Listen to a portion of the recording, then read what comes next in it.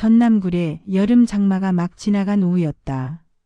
마을에가 나는 사람들로 가득했지만 공기는 무거웠다. 장구 소리와 사회자의 농담은 공중에서 흩어질 뿐 제대로 박히지 않았다. 모두의 시선은 한 사람에게 향해 있었다. 신부 아버지 이태식. 그는 자리에서 일어나 있었다. 얼굴은 벌겋게 상기되어 있었고 손은 미세하게 떨렸다. 맞은편에는 혼례복을 입은 신랑 박동철이 무릎을 꿇고 있었다. 아버님, 제 잘못입니다. 오늘만은 결혼만은 그대로 올리게 해주십시오. 갈라진 목소리가 회관 안에 퍼졌다. 그러나 이태식의 눈빛은 단단했다. 안 된다. 이 결혼은 없다. 한 글자 한 글자가 바닥에 박히듯 떨어졌다. 술잔을 들고 있던 손이 허공에서 멈췄다. 아이 울음소리도 장구 소리도 한순간 사라진 것 같았다. 붉은 혼례복을 입은 이서연이 천천히 고개를 들었다. 입술이 떨렸지만 소리는 나오지 않았다. 아버지. 겨우 한마디가 입 밖으로 새어나왔다. 이태식은 딸을 보지 않았다. 대신 사람들을 향해 말했다. 오늘 이 자리에서 내 딸은 이 집에 가지 않는다. 여기서 이 혼례는 끝이다. 마을 사람들 머릿속에는 즉시 세 문장이 만들어지기 시작했다. 결혼식 파토 났대. 역시 빚 많은 집은 안 되는 거지. 그러나 이태식의 말에는 체면보다 두려움이 더 많이 섞여 있었다. 이 결혼을 그대로 올리면 이 자리에서 인생이 망가지는 사람이 둘이라는 사실을 그는 알고 있었다. 딸 서연과 사위가 될 뻔한 남자 박동철. 둘 다. 이 일이 여기까지 오는데 걸린 시간은 길지 않았다. 단지 며칠뿐이었다. 그날 아침으로 돌아가 보자. 그날 오전 장터에는 트럭 경적 소리와 광고 방송이 뒤섞여 울려 퍼지고 있었다. 노점에서는 삶은 옥수수 냄새가 피어올랐다. 사람들 입에서는 같은 이름이 오르내렸다. 오늘 서연이 시집 가는 날이라며. 동철이도 고생 끝났구만. 박동철은 새 구두 때문에 뒤꿈치가 쓸려 걸음을 조금씩 조심했다. 그래도 발걸음은 가벼웠다. 한 손에는 혼례복 윗저고리가 들려 있었고 다른 손은 허공을 움켜쥐었다 폈다를 반복했다. 집 앞에 이르자 어머니가 마당으로 나왔다. 왔냐? 얼른 씻고 옷 갈아입어라. 찬물로 얼굴을 씻자 심장이 조금 진정됐다. 손거울 속에는 긴장과 기대가 뒤섞인 얼굴이 비쳤다. 어머니가 웃었다. 너 오늘 울지는 말아라. 제가요 설마요. 어릴 땐 잘 울었잖아. 그 말에 몇 장면이 스쳐갔다. 비 오는 날 개울에서 넘어져 무릎을 까진 기억. 시험 망치고 운동장 트랙에 앉아 하늘만 보던 날. 서울로 돈 벌러 나가기 전날 버스 정류장에서 팔짱을 끼고 서 있던 소녀. 내가 서울 가서 나 잊어버리면 진짜 죽인다. 장난처럼 말하던 그 소녀가 오늘의 신부였다. 이서연. 오후가 되자 집 안은 북적였다. 친척들이 들어와 인사를 하고 부엌에서는 냄비가 끓고 술병이 식탁 위를 오갔다. 안방에서는 큰아버지 박만수와 친척 어른들이 둘러앉아 있었다. 박만수의 얼굴은 벌써 붉게 달아올라 있었다. 그래도 우리 조카가 효자지. 서울 가서 돈 벌어와서 집도 겨우 버티게 하고 장가도 가고. 형님 말 좀 곱게 합시다. 동철 아버지가 낮게 말했다. 곱게 하지 그럼 어떻게 하냐. 박만수가 술잔을 내려놓았다. 이 집 사정 모르는 사람 있냐. IMF 터지고 보증 잘못 써서 이렇게 된 거 다 아는 얘기지. 말은 거칠었지만 틀린 말은 아니었다. IMF 이후 아버지는 지인의 부탁으로 보증을 섰다가 집안 빚을 떠안았다. 이자와 연체료는 눈덩이처럼 불어났다. 저 집은 빚이 사람보다 많다더라. 그래도 아들 하나 부지런해서 버티는 거지. 사람들은 그렇게 말했다. 그 말이 나올 때마다 동철은 서울 공사판으로 나갔다. 낮에는 콘크리트 자루를 나르고 밤에는 야간 작업에 투입됐다. 모은 돈으로 연체 이자를 막고 낡은 지붕을 겨우 고쳤다. 그러면서도 서연과의 약속은 지켰다. 비번을 맞춰 내려와 장터를 같이 걸었고 서울에 데려가 남대문 시장을 구경시켰다. 편의점 계단에 나란히 앉아 아이스크림을 먹으면서 웃었다. 그 모든 것이 오늘 이 혼례식으로 이어질 줄 알았다.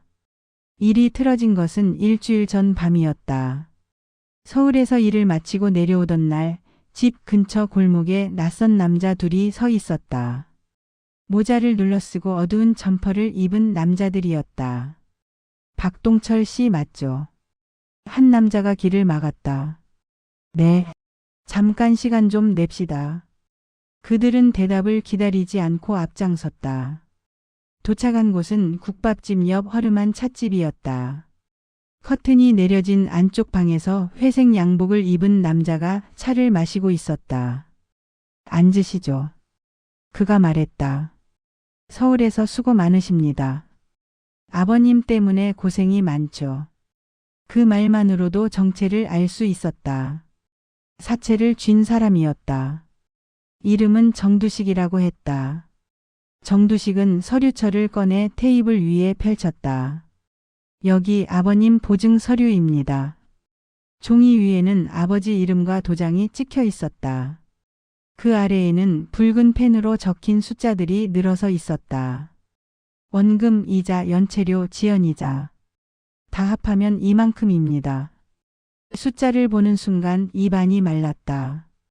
이게 이렇게까지 불어났습니까? 동철의 목소리가 떨렸다. 시간이 돈이지요. 정두식이 말했다. 시간이 지나면 돈은 늘어나고 빚도 늘어납니다. 아버님께는 더 이상 갚을 능력이 없습니다. 집은 담보로 잡혀 있고 어머님도 일하실 수 없고. 그럼 누가 책임져야 합니까? 정두식이 눈을 들었다. 아들이 책임져야지요.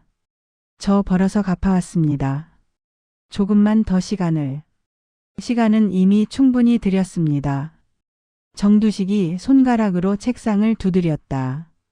결혼하신다면서요. 그 한마디에 등줄기를 타고 식은땀이 흘렀다. 어떻게? 마을 소식은 빠릅니다. 정두식이 미소를 지었다. 신부되는 아가씨 이서연 맞죠? 그 집도 괜찮은 집이라던데. 그는 몸을 앞으로 기울였다. 문제는 저희가 결혼이라는 말을 들으면 불안해진다는 겁니다. 사람이 둘이 되면 짐 싸서 도망가고 싶어지는 법이거든요. 지금까지 많이 봐왔습니다. 저는 도망가지 않습니다. 동철이 단호하게 말했다. 모두 그렇게 말합니다. 정두식이 웃음을 거두었다.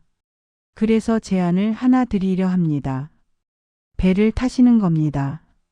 배요. 외국 화물선. 선원자리가 하나 있습니다. 한 번 나가면 최소 3년, 길면 5년. 힘들지만 돈은 확실히 들어옵니다. 그 돈을 전부 이 빚에 넣으시죠. 그러면 저희도 가족에게 손댈 이유가 없습니다. 정두식은 다른 서류 한 장을 꺼냈다. 선원 근로 계약서였다. 아드님이 이걸 받아들이면 저희도 어느 정도에서 멈추겠습니다. 대신 한 가지는 부탁드려야 합니다. 동철은 숨을 삼켰다. 무슨 부탁입니까? 결혼식 날 저희가 마을회관까지 찾아가는 일이 없었으면 좋겠습니다. 이 말이 무슨 뜻인지는 굳이 설명 안 해도 아시겠죠. 집으로 돌아오는 길 그는 한마디도 할 수 없었다. 밤하늘에는 별이 떠 있었지만 보이지 않았다. 골목길 가로등 불빛만 번져 보였다. 그날 밤 그는 아무에게도 말하지 않았다. 아버지에게도 어머니에게도 서연에게도. 침대에 누워 천장을 보며 한 가지만 되뇌었다. 내가 버티자. 내가 어디를 가든 어떻게든 막자. 그래야 집도 서연도 지킬 수 있다. 그리고 혼례식 날이 되었다. 마을회관 앞마당에는 흰 플라스틱 의자가 줄 맞춰 놓여 있었다. 붉은 천이 바람에 흔들렸다. 어른들은 국밥을 먹고 아이들은 뛰어다녔다. 안쪽 방에서는 이서연이 거울 앞에 앉아 있었다. 족두리가 얹혀 있었고 붉은 저고리가 어깨를 감싸고 있었다. 친구가 옷매무새를 만져주며 말했다. 언니 떨려? 조금. 서연이 웃었다. 어제까진 빨리 오늘이 왔으면 좋겠다 싶었는데 막상 되니까 좀 무서워. 뭐가 무서워? 그냥 이제는 혼자가 아니라는 거. 친구는 고개를 끄덕였다. 그래도 언니는 좋겠다. 좋아하는 사람이랑 결혼해서. 서연은 거울 속 자신의 얼굴을 한참 바라봤다. 그리고 아주 작은 목소리로 말했다. 나도 그 사람 살게 해줘야 하는데. 바깥에서는 사회자의 목소리가 커졌다. 자, 곧 우리 마을의 자랑스러운 신랑 신부가 입장합니다. 다들 박수 준비하시고요. 마당 한쪽 신랑 대기석에는 박동철과 김영수가 서 있었다. 김영수는 동갑내기 친구였다. 어려서부터 같이 학교를 다니고 같이 도시로 일하러 나갔던 사이였다. 야. 영수가 팔꿈치로 그를 쳤다. 얼굴이 왜 그러냐. 지금 내가 이 마을에서 제일 부러운 놈이다. 긴장돼서 그렇지. 동철이 웃었다. 긴장할 만하지. 영수가 말했다. 솔직히 말해서 너 운 좋은 거야. 내 집 사정에 서연이 같은 애랑 결혼하는 거 아무나 못한다. 그 말은 농담처럼 들렸지만 가슴을 찔렀다. 운이라기보단 그냥 같이 버틴 거지. 그래, 같이 버텼겠지. 영수가 씁쓸하게 웃었다. 그때 회관 앞에 승합차 한 대가 서더니 검은 옷을 입은 남자 둘이 내렸다. 그중 한 명은 얼마 전 찻집에서 봤던 정두식이었다. 그는 회관 쪽을 빠르게 훑어본 뒤 뒤편 그늘에 서서 담배를 꺼냈다. 저 사람들 누구냐? 영수가 물었다. 몰라. 동철이 짧게 말했다. 심장은 이미 요란하게 뛰고 있었다. 모르면 됐지. 영수가 어깨를 한 번 더 쳤다. 잠시 뒤 사람들은 회관 안으로 들어갔다. 장구 소리가 커졌고 사회자가 마이크를 잡았다. 자, 그럼 신랑과 신부가 입장하겠습니다. 안쪽에서 서연이 걸어 나왔다. 붉은 혼례복이 회관 안을 환하게 밝혔다. 와, 진짜 예쁘다. 우리 마을에 저런 신부 또 어디 있다고. 사람들 감탄이 이어졌다.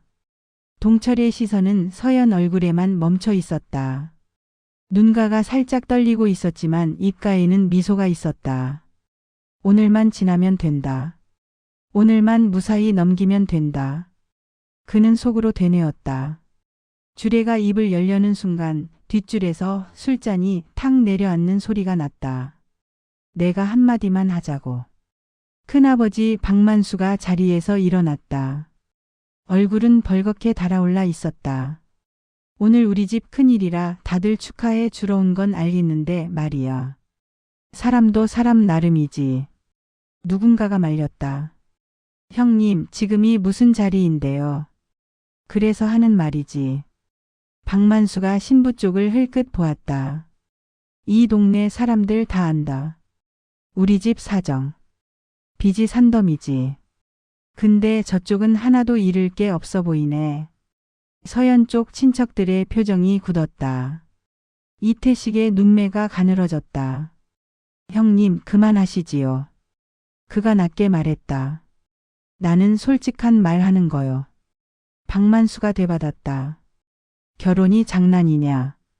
빚더미 앉은 집에 딸을 보내는 건 쉬운 일 아니다. 근데 신부 쪽에서도 각오는 하고 온 거냐. 그게 궁금해서 하는 말이지.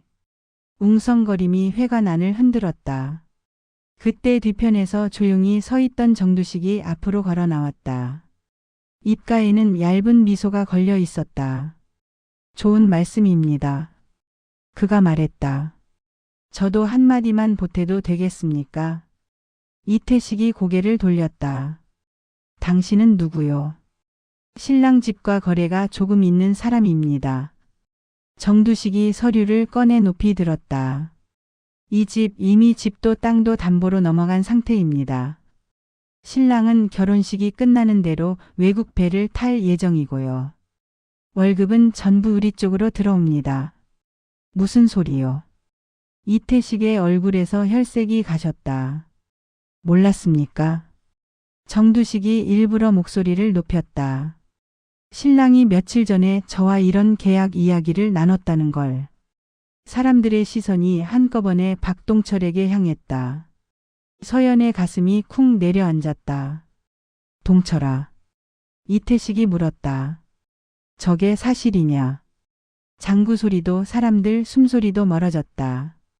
동철은 입술을 깨물었다가 겨우 입을 열었다. 제가 나가서 벌겠습니다.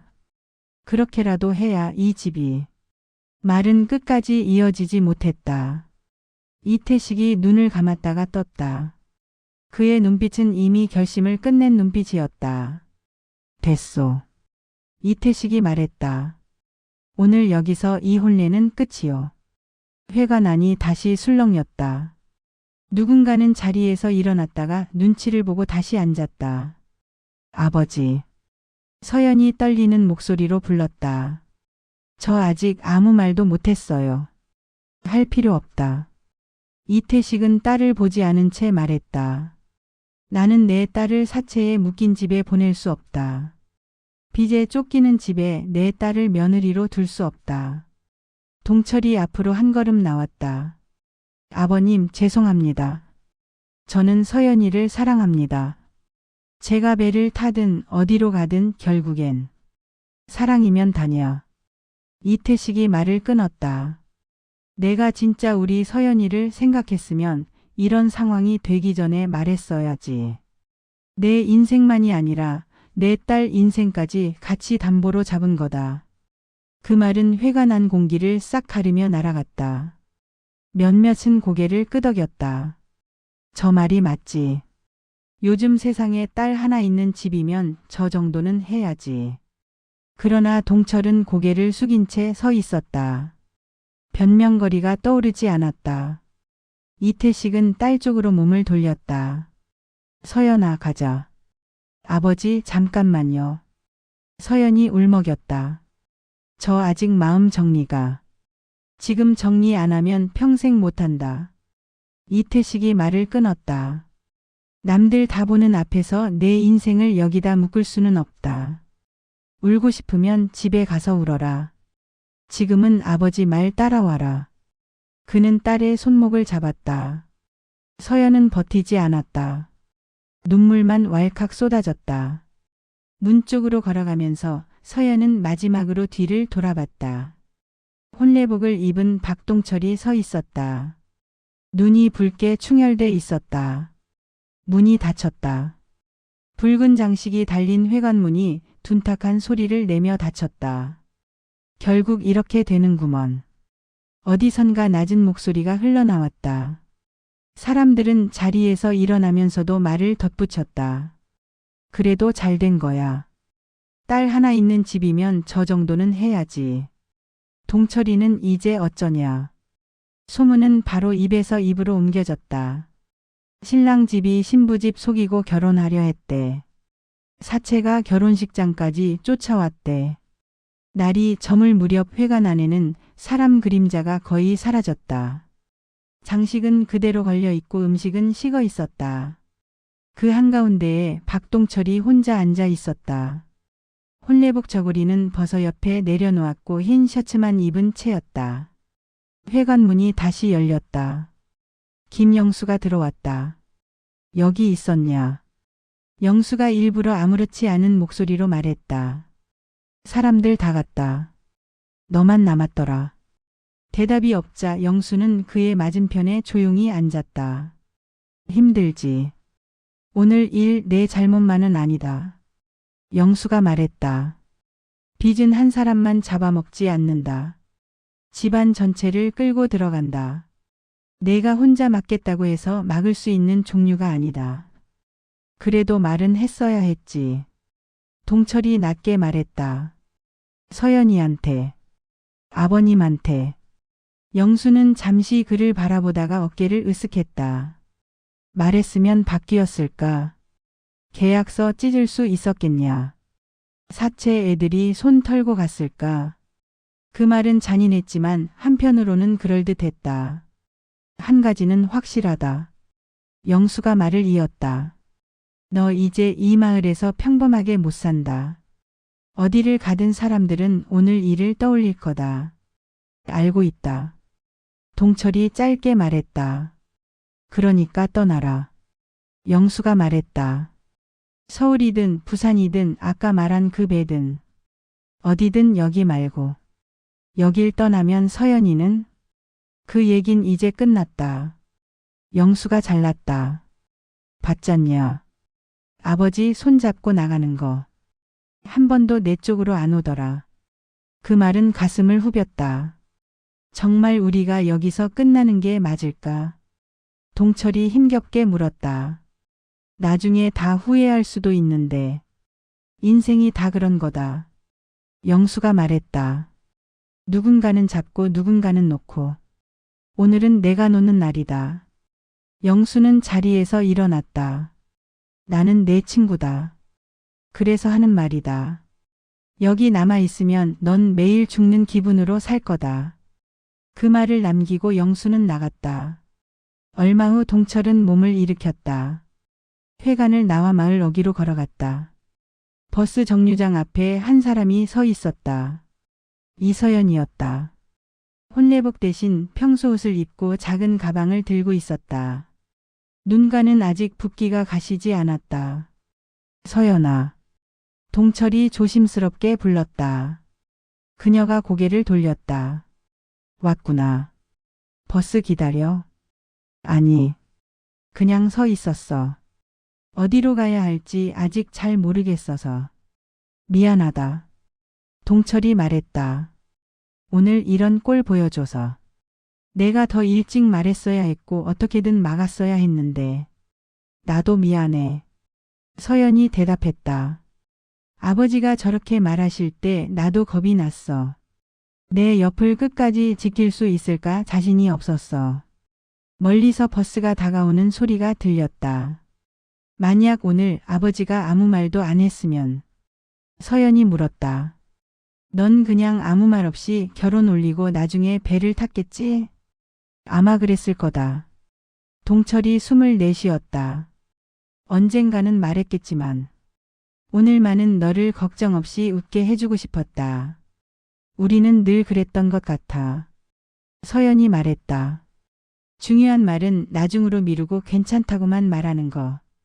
버스가 정류장 앞에 멈춰섰다. 문이 열렸다. 운전사가 무심한 목소리로 말했다. 타실 분. 둘은 버스를 한번 바라봤다가 다시 서로를 봤다. 오늘 여기서 아무 약속도 하지 말자. 서연이 먼저 입을 열었다. 지금 무슨 말을 해도 나중에 우리한테 짐이 될 것 같아. 그래도 다시 볼 수 있을까? 동철이 물었다. 글쎄. 서연이 잠시 생각하다가 말했다. 정말 인연이면 언젠가 어디선가 보겠지. 잘 살아. 서연이 말했다. 어디서 어떻게 살든 나 때문에 망가졌다고 생각하지 마. 너도 잘 살아라. 동철이 대답했다. 서연은 고개를 끄덕이고 버스에 올랐다. 문이 닫히기 직전 한 번 더 뒤를 돌아봤다. 버스가 움직이기 시작했다. 붉은 브레이크 등이 점점 멀어졌다. 그날 밤 마을에는 다시 비가 내렸다. 지붕 위로 떨어지는 빗소리가 컸다. 사람들은 각자 자기 집에서 오늘 일을 이야기했다. 그래도 잘한 거야. 딸 하나 있는 집이면 저 정도는 해야지. 동철이는 이제 어쩌냐. 어떤 집에서는 이런 말도 나왔다. 듣자 하니 신랑 친구도 사채랑 좀 얽혀 있다더라. 골목마다 빗물이 모여 작은 개울처럼 흘러내렸다. 밤늦게 마을에서 조금 떨어진 공터. 가로등 하나만 켜져 있는 그곳에 김영수가 서 있었다. 휴대폰을 귀에 댄 채 낮은 목소리로 말했다. 네, 오늘 혼례는 깨졌습니다. 신랑 쪽은 이제 어디에도 못 묶일 겁니다. 전화기 너머로 낮은 웃음소리가 들려왔다. 수고했네. 전화를 끊고 영수는 하늘을 한번 올려다봤다. 빗방울이 얼굴에 떨어졌다. 그는 혼잣말처럼 중얼거렸다. 이제부터가 진짜지. 그 말이 누구를 향한 것인지는 아직 아무도 모른다. 다만 한 가지는 분명했다. 오늘 깨진 것은 혼례 한 번이 아니라 세 사람의 인생 전체라는 사실이었다. 비가 내린 다음 날 아침 구례 마을에는 정막이 내려앉아 있었다. 전날 혼례식이 파토났다는 소문은 이미 마을 전체에 퍼져 있었고 서로를 잘 아는 사람들조차 쉬쉬하며 입을 다물었다. 이서연은 작은 상 위에 손을 얹고 앉아 있었다. 방 안에는 혼례 때 쓰려고 준비해 두었던 화장품과 장식들이 그대로 놓여 있었다. 하룻밤 사이에 모든 것이 무너진 흔적이었다.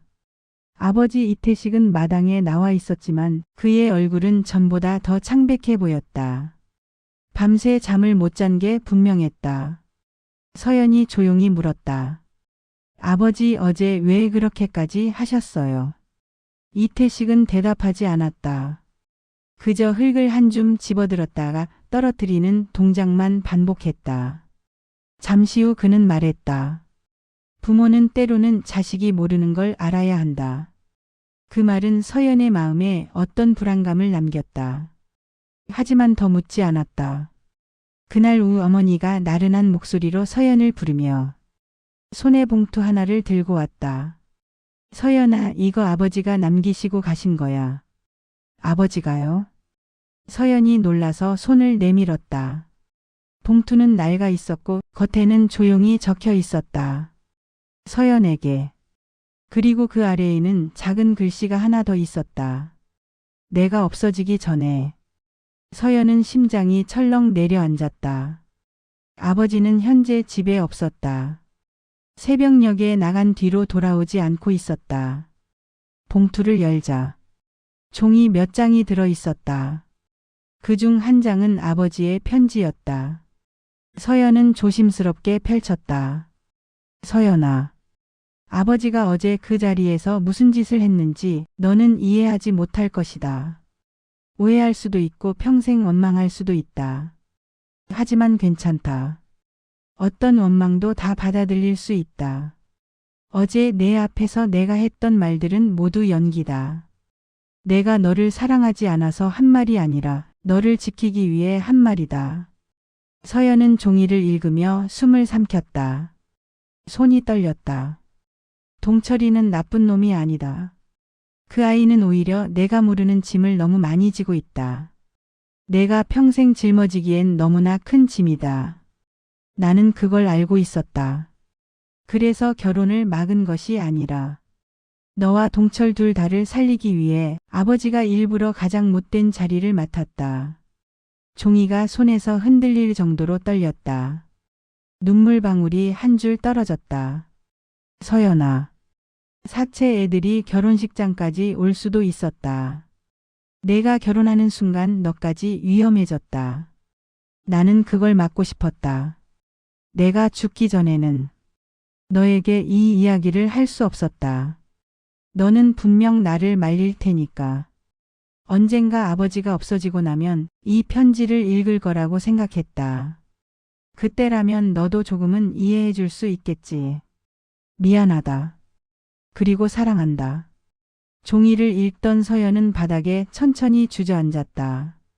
숨을 고르지 못해 양손으로 입을 막았다. 혼례식에서의 그 잔혹한 말, 내 딸을 이 집에 못 준다던 아버지의 목소리가 다른 의미로 다시 들렸다. 그 말은 미움이 아니라 희생이었다. 서연은 떨리는 손으로 봉투 안 나머지 종이를 꺼냈다. 그 안에는 누런 종이에 사채 문서 사본 그리고 정두식의 이름이 적힌 서류가 있었다. 그리고 마지막 문서 한 장. 중간 소개자 김영수. 보증인 김영수. 서연은 나지막하게 중얼거렸다. 영수.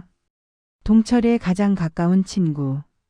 혼례식장에서 누구보다 가까이 있던 사람.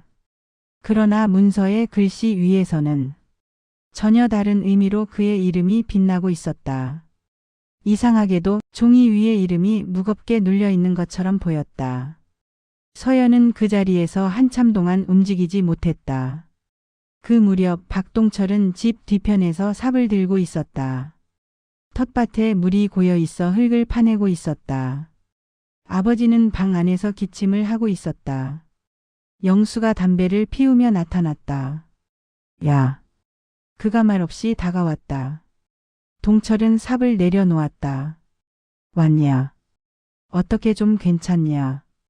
영수는 태연하게 물었다. 괜찮을 리가 있냐? 동철이 담담하게 말했다. 그래도 내가 버텨야지. 영수가 비웃듯 말했다. 버티는 것도 한계가 있다. 이 빚은 나 하나로는 안 된다. 영수는 입꼬리를 올렸다. 그러면 나한테 좀 맡겨봐라. 내가 이 동네 사람들 좀 만나보고. 그만해라. 동철이 짧게 끊었다. 왜? 너까지 이 문제에 얽힐 필요 없다. 영수는 잠시 동철을 내려다봤다. 눈빛에는 미묘한 감정이 섞여 있었다. 난 내 친구야. 그래서 말하는 거다. 동철이 고개를 들었다. 너는 나한테 너무 많은 걸 알고 있다. 그게 지금은 독이 될 수도 있다. 그 말에 영수는 잠깐 멈칫했다. 그러더니 천천히 미소를 지었다. 그래. 너답다. 항상 혼자 다 떠안고. 그는 담배를 땅에 비벼 끄고 자리에서 일어났다. 잘 생각해라. 그리고 천천히 걸어갔다. 그 뒷모습은 이전보다 훨씬 더 차갑게 보였다. 저녁이 되자 서연은 아버지를 찾아 나섰다. 아버지가 사라진 지 10시간이 넘었다. 마을 사람들에게 물어도 아무도 보지 못했다고 했다. 그녀는 편지를 넣은 봉투를 가슴에 안고 걸었다. 눈물은 말라 있었고 얼굴은 창백했다. 마을 끝 오솔길을 지나 작은 강가에 이르자 멀리서 아버지의 뒷모습이 보였다. 서연은 달려가서 말했다. 아버지. 이태식은 천천히 돌아섰다. 그의 얼굴은 지쳐 있었고 눈가에는 깊은 그림자가 드리워져 있었다. 읽었구나. 그가 말했다. 서연은 울먹이며 고개를 끄덕였다. 왜 저한테 말 안 하셨어요? 말했으면 내가 막았을 테니까. 서연은 아버지의 팔을 꽉 붙잡았다. 아버지 그럼 어떻게 해요? 이게 끝이 아니잖아요. 이태식은 한숨을 깊이 내쉬었다. 그래서 오늘은 너에게 말하러 온 거다. 그는 강가에 쪼그려 앉았다. 손에 쥐고 있던 작은 손수건을 펼쳤다. 그것은 서연이 초등학생 때 사준 것이었다. 나는 인생에서 제일 잘한 게 하나 있다. 너를 지킨 거다. 서연은 눈물을 참지 못하고 울음을 터뜨렸다. 하지만 아버지의 목소리가 흔들렸다. 내가 원한다면 지금부터라도 모든 걸 말해줄 수 있다. 서연은 손을 꼭 쥐었다. 말해주세요. 아버지는 고개를 끄덕였다. 좋다. 그는 강가에 서서 천천히 말했다. 혼례가 파토나게 된 이유는 내가 들은 것의 절반도 아니다. 그리고 이어진 다음 말은 서연의 숨을 멎게 만들었다.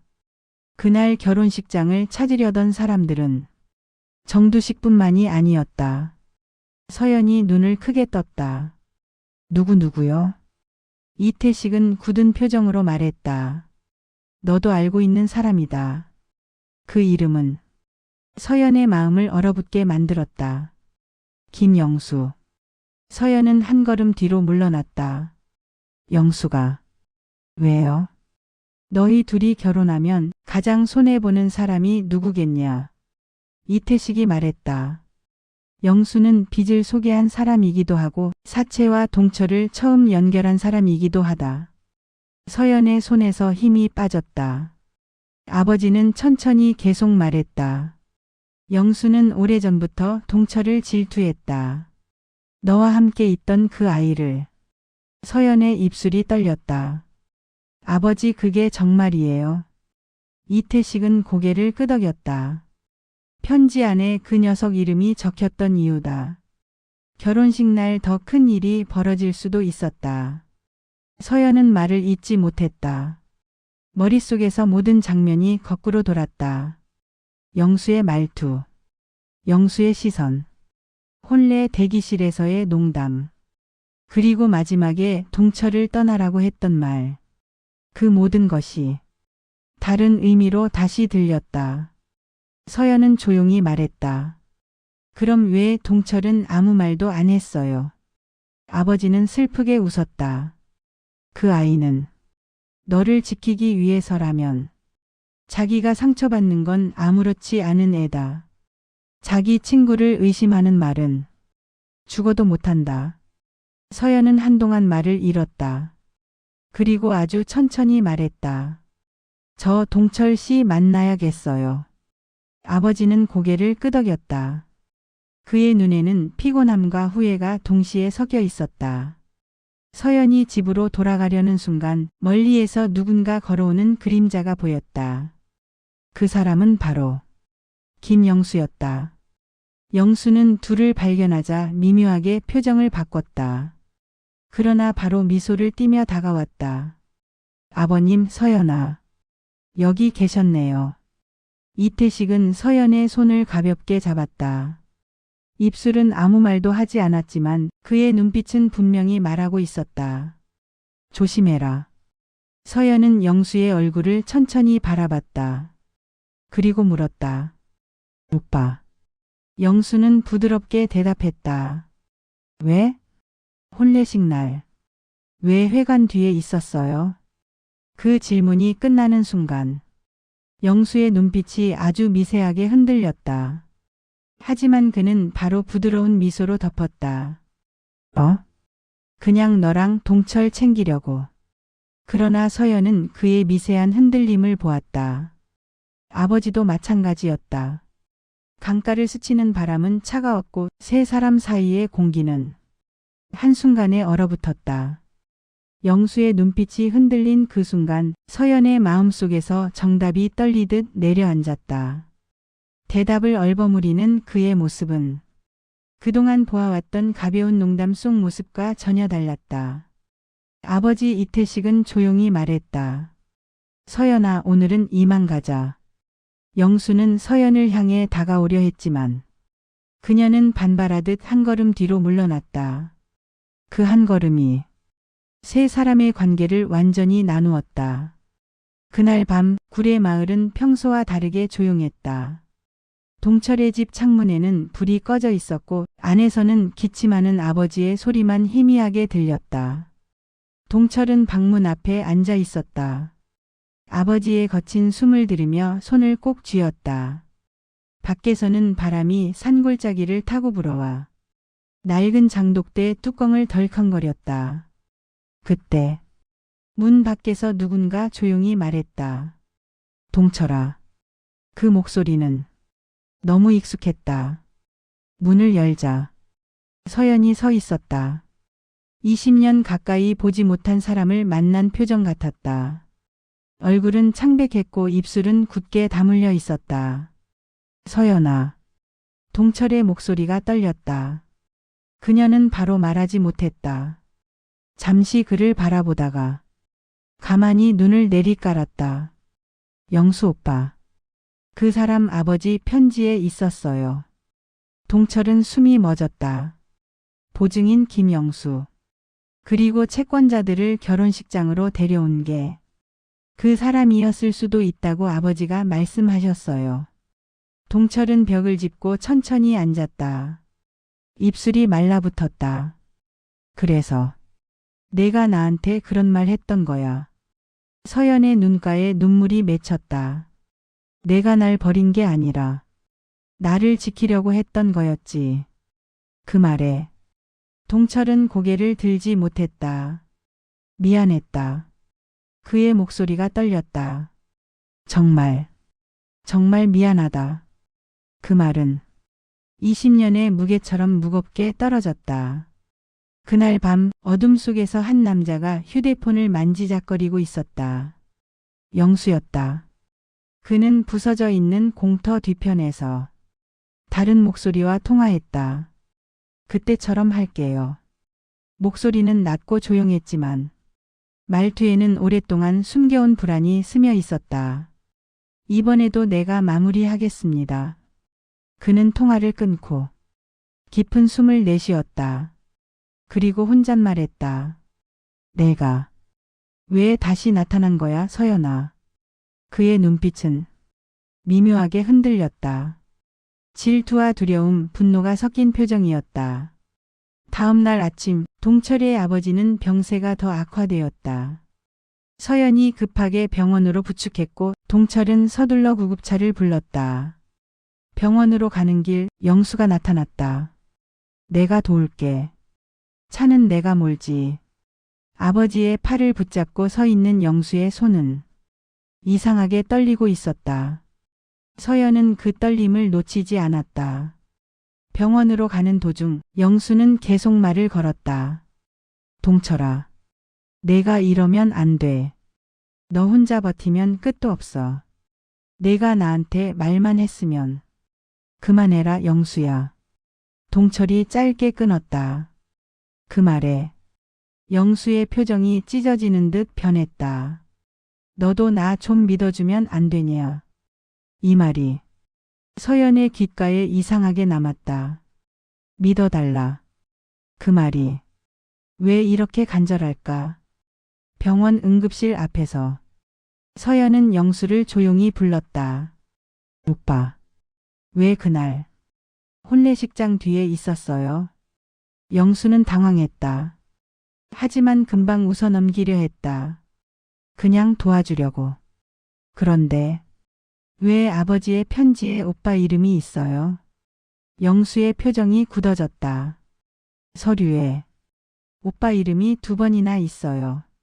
서연이 계속 말했다. 보증인 김영수. 소개인 김영수. 영수는 침을 삼켰다. 목이 잠겨 있었다. 그건 그냥 동철이 부탁해서. 아버지는 오빠가 일부러 소개했다고 했어요. 강한 바람이 복도 창문을 울렸다. 침묵이 흘렀다. 영수가 입을 열었다. 그래. 서연이 멈춰섰다. 나 맞다. 영수는 허탈하게 웃었다. 내가 그놈들 데려왔다. 서연의 눈이 크게 떨렸다. 왜요?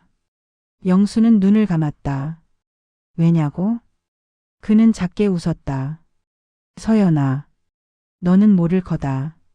그 눈빛은 망가져 있었다. 나는 내가 동철이랑 결혼하면 평생 그림자처럼 살아야 한다는 걸 그때 깨달았다. 나는 너를 좋아했다.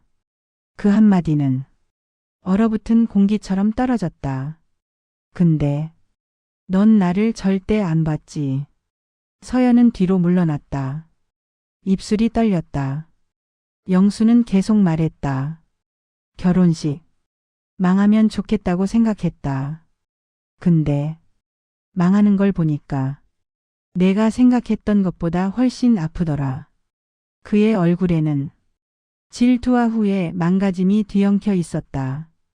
이젠 돌아갈 수가 없다. 그 말은 끝을 향하고 있었다. 그때 응급실 문이 열렸다. 의사가 말했다. 가족분들 들어오세요.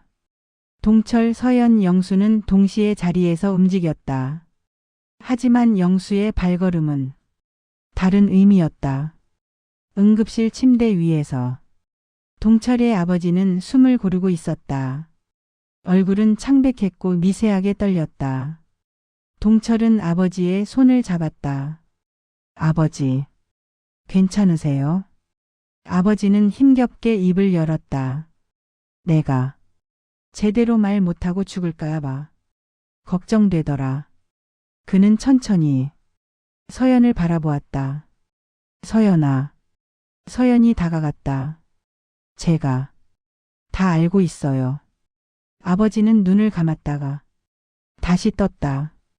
잘 살거라. 그 말은 부드러운 바람처럼 가벼웠다.